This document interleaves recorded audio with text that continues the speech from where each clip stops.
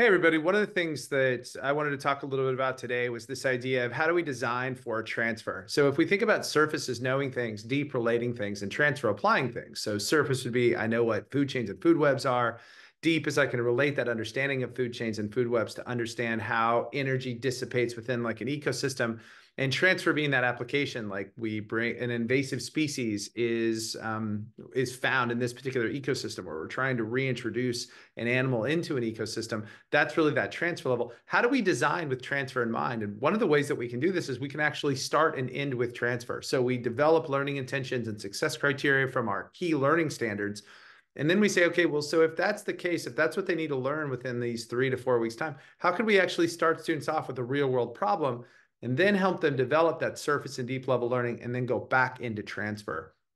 This is one way that we can do this. We do this through our rigorous PBL pathway. But even if you don't want to develop a project, we can work together on how do you design for a transfer. And then if you decide, hey, I do want to link that into an overall problem or project, we can certainly do that. But the idea is how do you shrink the change? How do you make it small and doable across those three levels? And how do you rearrange so that we can actually start and end at transfer? And there's lots of different pathways. You don't necessarily have to start at transfer, right? More of a traditional approach is to start at that surface. So building that core knowledge and then relating ideas and then transferring.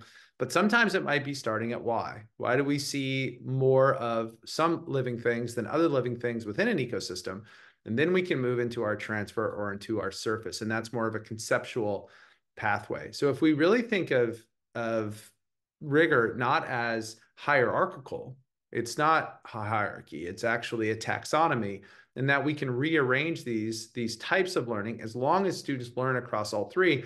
We actually have a lot more flexibility and creativity in the work that we do. And I think the more we think of it from a learning standpoint first, then we can design and we can do some really relevant and interesting things for students and also ensure that it has a high level of rigor.